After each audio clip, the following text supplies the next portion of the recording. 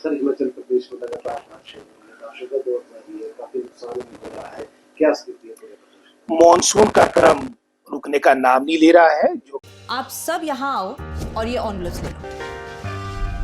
हम अपनी जिंदगी में अच्छा बुरा सब जानते हैं, लेकिन फिर भी कुछ बातें इग्नोर कर देते हैं, जान के अनजान बन जाती है। तो मैंने सोचा जाते जाते याद दिला जाओ, ताकि पूरी जिंदगी इग्नोर नहीं, याद रखोगे मुझे भी और इन बातों को भी।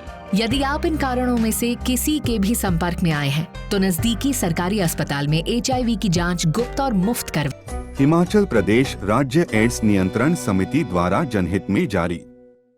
कहर आपका जून के महीने में प्रारंभ हो चुका था, वो अब सितंबर भी आज से प्रारंभ हो चुका है।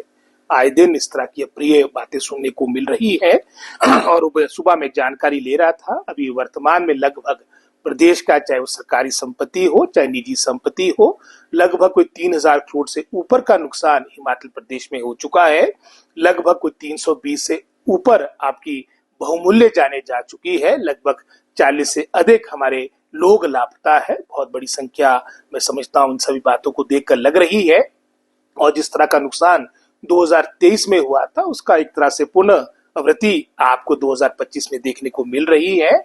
और विशेषकर जहां पहले क्रम में हमारे मंडी जिला, हमारा चंबा जिला, हमारा ऊना जिला, कांगड़ा जिला, बहुत से ये जो निचले हमारे जिले थे ये प्रभावित हुए थे। कुल्लू जिला हो गया।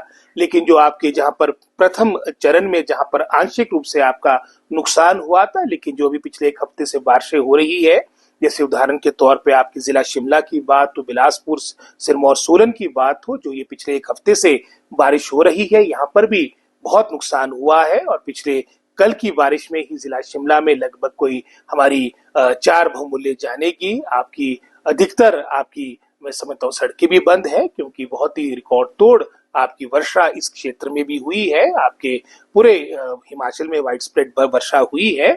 और इन परिस्थितियों में जनता जनार्दन से, प्रदेशवासियों से यही अपील है कि टाइम टू टाइम जो एडवाइजरी, जो सलाह हमारा प्रशासन देता है, उसको हम फॉलो करें। नदी नालों से दूर रहे और अनावश्यक यातायात ना करें, ट्रैवलिंग को अवॉइड करें जब तक स्थिति सामान्य नहीं होती। और विशेषकर जो भूस्खलन से प्रभावित क्षेत्र है या मकान है, उसमें भी मैं समझता हूँ जब तक स्थिति सामान्य नहीं होती उनसे दूर रहे। ये भी मेरी जनता जनार्दन से अपील है। और विशेषकर अगर मैं अपने सेब बाहुल्य क्षेत्र की बात भी करना चाहूंगा, क्योंकि आपका जुलाई में सेब सीजन भी प्रारंभ हो चुका है।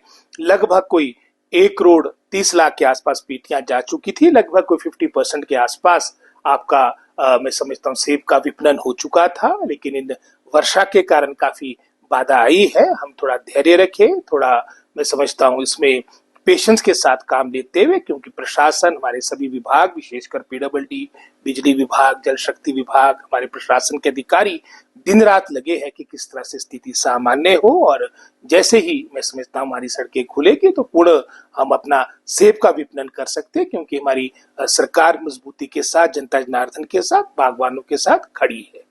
स्कूल के बाद हाँ, स्कूल तो जहां हमने पहले ही बंद कर दिए थे, क्योंकि हमने एक तरह से डेलीगेट इस तरह के निर्णय जिला प्रशासन को किए थे।